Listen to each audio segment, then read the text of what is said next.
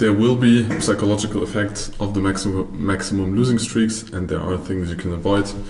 And that is just finish this risk management section with some words or knowledge or stuff from my side. So there will be an emotional impact. It causes frustration, anxiety, and hopelessness because you invest time and you lose money, and nobody likes that. There will be cognitive biases and behaviors. So if you lose a lot, you think, oh, the next profit now is more close because I lost 5 trades in a row, and this is not true. It always is the same odds.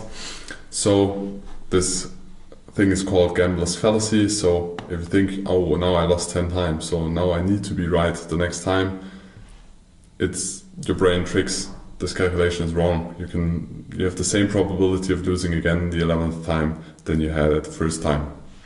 You have confirmation bias because you think at some point I will be right, and you also invest the time, so the likelihood of you being right and taking a trading decision you maybe don't want to take is higher.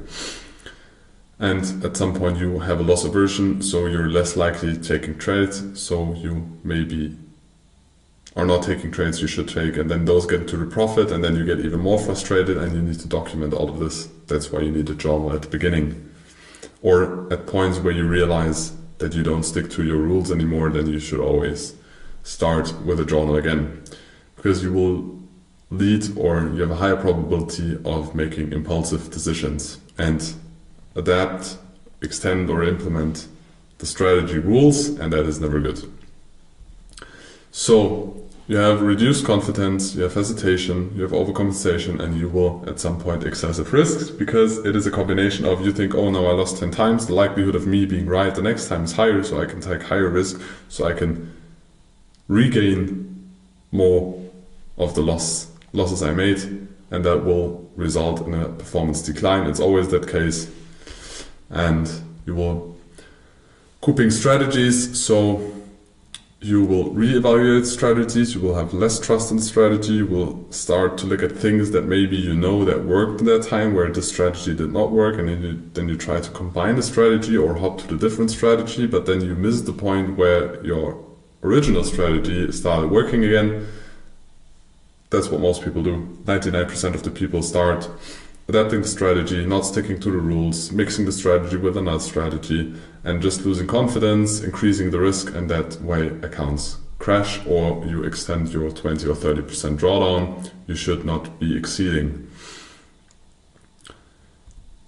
The conclusion is recognizing it, journaling it, so also the emotions, not just the numbers, also the emotions, and then handling that with proactive strategies. For example, reading the emotions of the previous day when you are in a losing streak, taking your journal, going through the previous days of emotions you wrote down at the end of the day, realizing this, and then trying to control this.